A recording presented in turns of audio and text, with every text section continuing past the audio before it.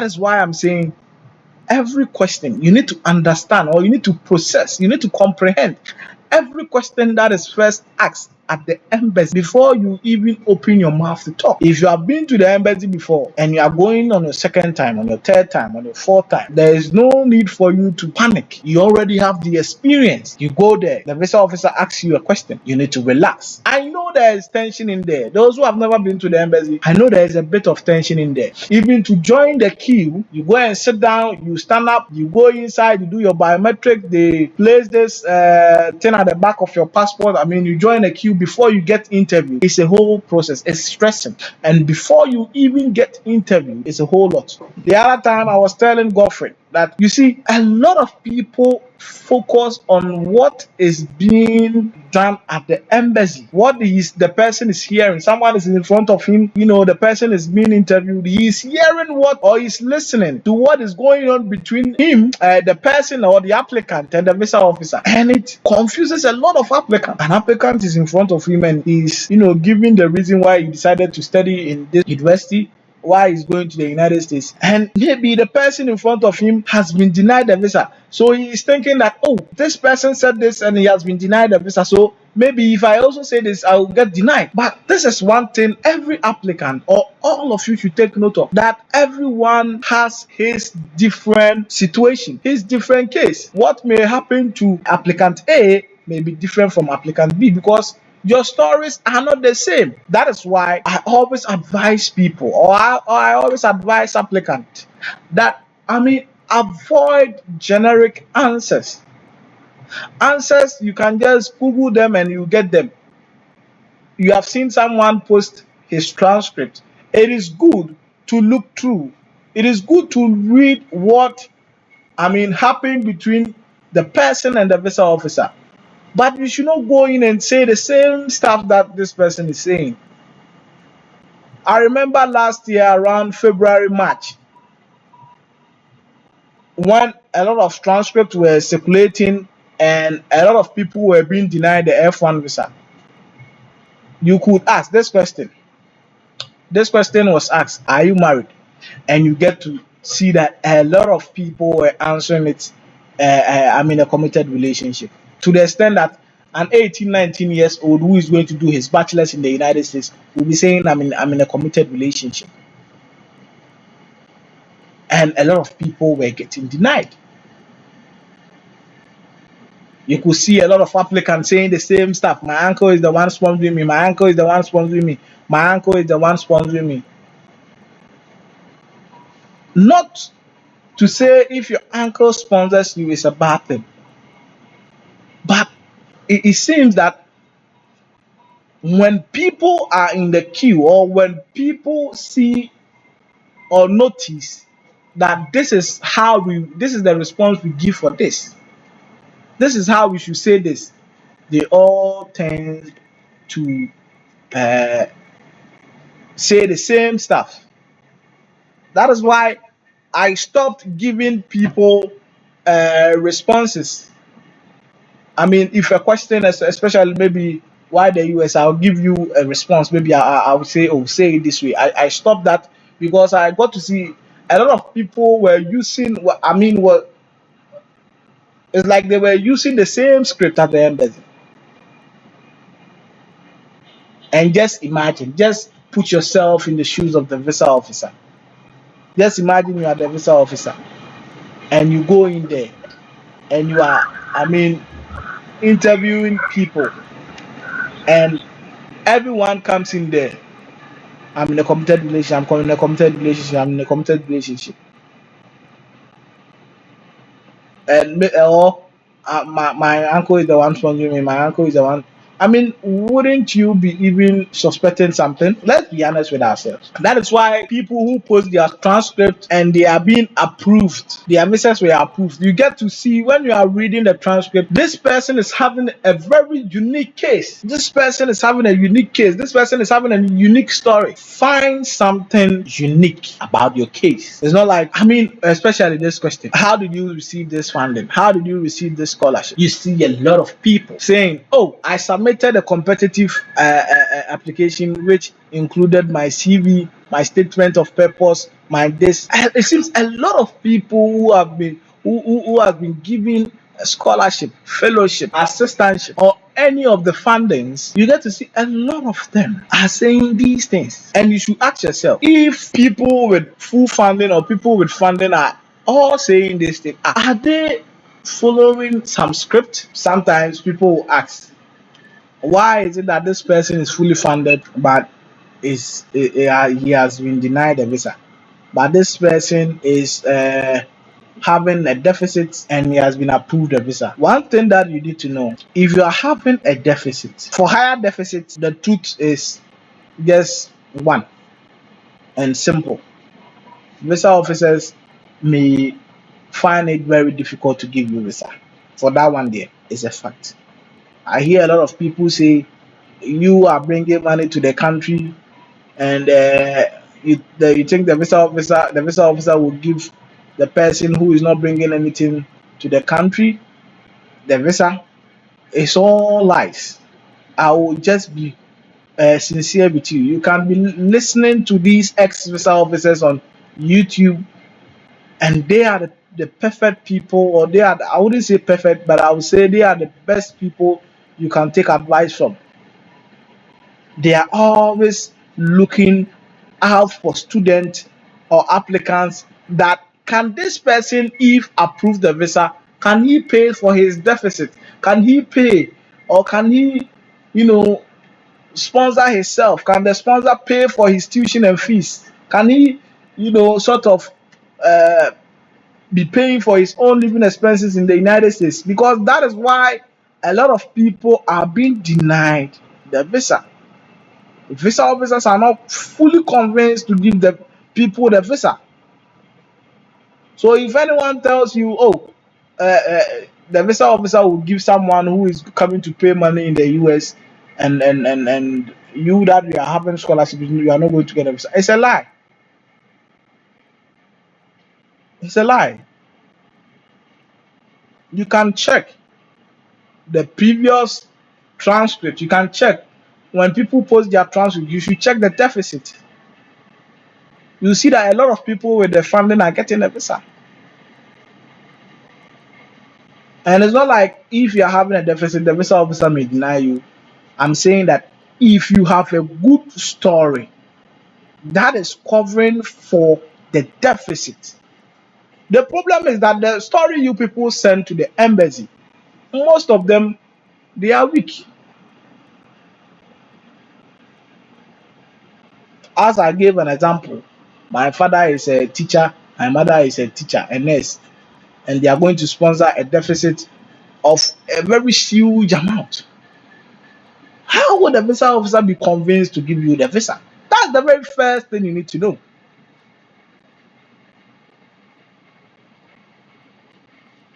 And in order to avoid all these long stories, I've always been saying the US have about 1,000 schools in the United States. Universities, colleges, technical schools, community colleges. I mean, the US is having thousands of them. Just have time. The issue I'm having with a lot of students nowadays is that they are not having time for their application. Even with us, Univisa, we have had a lot of people that at some point we refund their money back to them because we were not able to complete the application. We were not able to, finish the application because we are not getting funding because of this Trump's new rule. So we are not even getting the funding. Sometimes we advise them to stay.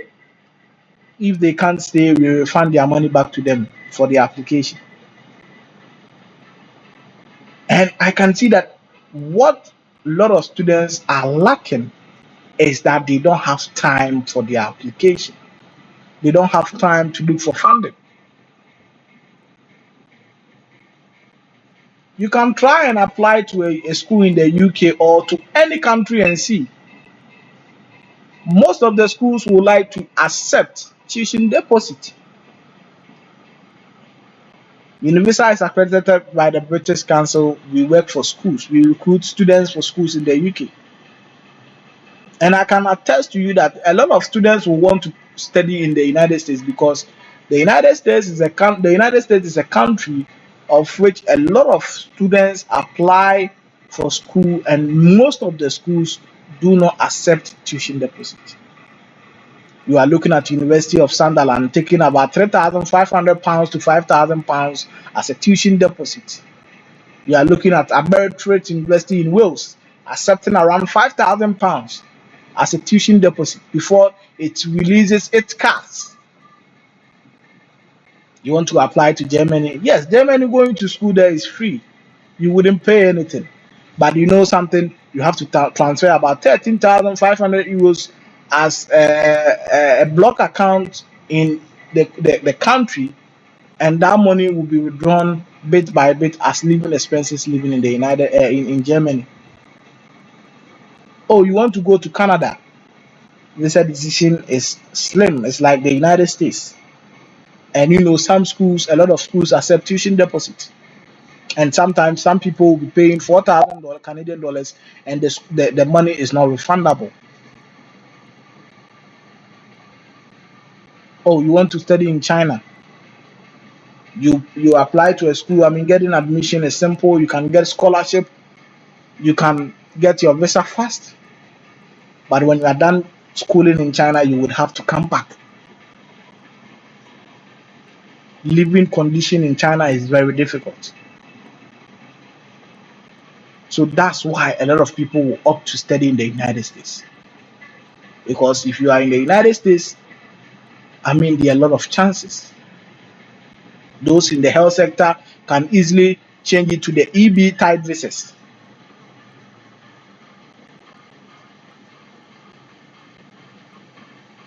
So everyone, even people in the European countries, want to study in the United States because it gives ways. No country gives enough scholarship than the United States. Even if you are having a very huge a deficit, they will sort of give you a small scholarship. That's why you see someone, jubilating. The person your deficit is around $60,000 or $70,000. Then the person is saying, "Hey, Mr. J, I've got an admission to this school, and I my deficit is $60,000, and the school gave me a scholarship of $1,000. Your deficit is $60,000. The school gave you a scholarship of $1,000, and you are happy." So, any student, any applicant applying to a school in the United States, and the person is looking out for a funding, what you need to know is that you need to relax. You need to have time. Write to the school's department, write to professors, of which you share the same research interest with. And those are the people that can help you secure scholarships, that can help you secure funding. Because now, if you are not having any sort of good story to defend your claim of how you can sponsor for your deficit, how you can pay for your deficit, it becomes difficult for the visa officer to give you the visa. It becomes very difficult. Okay, I have two people on the who has placed their information in the in-call message section. I think I have Joe and Patrick. So these are the only two people I'll be interviewing today. So uh,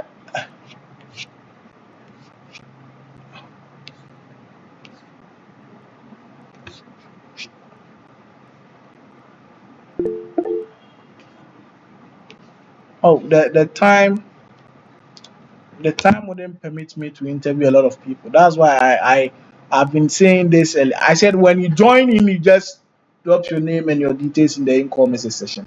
Yes, that's how I mean, you get so Joe. Can you unmute yourself and let's have? Yes, please, I'm Yes, on mute. please. Okay. I mean, I don't know the program you are going to do. You just wrote Osborne University fully funded. Eh, PhD Chemical Engineering. Hmm. Okay. How many schools did you apply to? I applied to one university, Auburn University, and got admitted to Auburn University.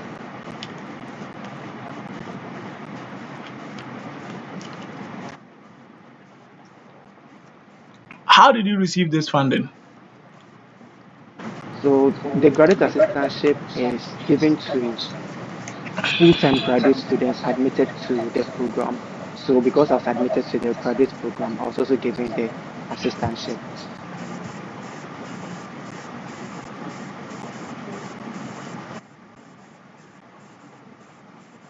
Why this program? So I chose chemical engineering because chemical engineering focuses on process optimization and design. And with a background in materials engineering, I can couple these two to leverage on producing quality materials the and optimizing the processes to produce more products.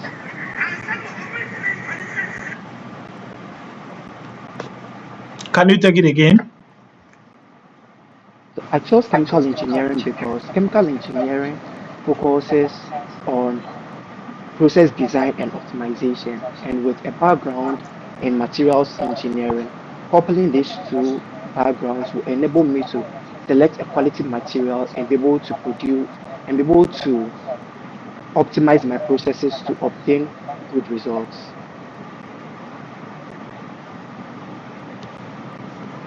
What did you do in your master's at the master's level?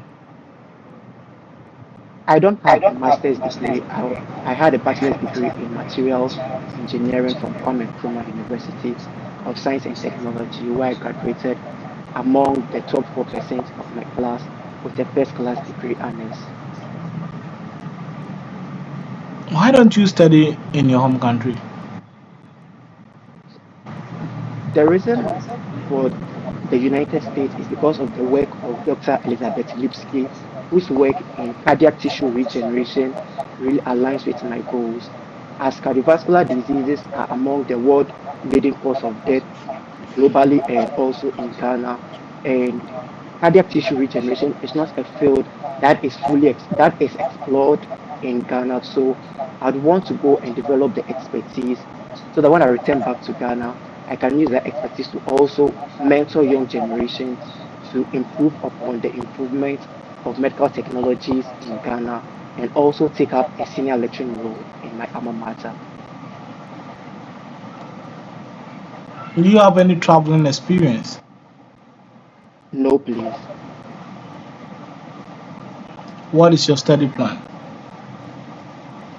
PhD in chemical engineering at Auburn is a 60 credit hour course, including 12 credits being courses, 18 credits being elective courses, and 30 credits being research and thesis. I'll be taking courses including graduate thermodynamic, transport phenomenon, momentum transport, among others, and also be working on cardiac tissue regeneration with Dr. Elizabeth Lipsky. Why should you be given this visa? Given when I get this visa, I'll be able to have the opportunity to travel to the United States to begin my PhD in Auburn University to develop the expertise and return back to Ghana to use that to also help contribute to the improvement of medical technologies in Ghana. Okay, thank you very much. Um, is anyone having any contribution or any advice for Mr. Joe here?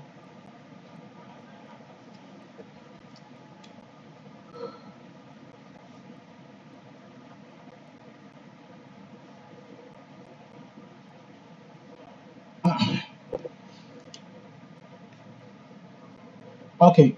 So the first question was, how many schools did you apply to, right?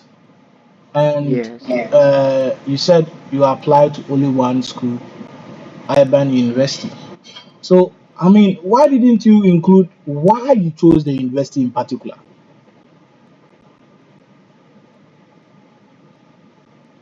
Because that is the main reason the visa officer is asking you that question. I mean, student who is in case to look to study abroad would have applied to many schools, you know, to look for the one that best fit his case, whether being it the program that the person is looking at. Some of the courses maybe the person will be taking, as you indicated earlier, the professor that you share the same research interest with. So the visa officer may be curious to know why exactly did you apply to that school? Why exactly? And I think that the response you gave for the why this program, as I've been saying this, you are going to do a postgraduate program, a master's or a PhD. With your case, you are just migrating from the bachelor's level to a PhD level.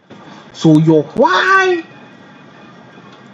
for the program, why you are doing that program, you should give a very solid point, or you should give a solid response on why at all you want to pursue this program. I mean, with the explanation you just gave, I don't have any I don't have any experience in what you are trying to let me know.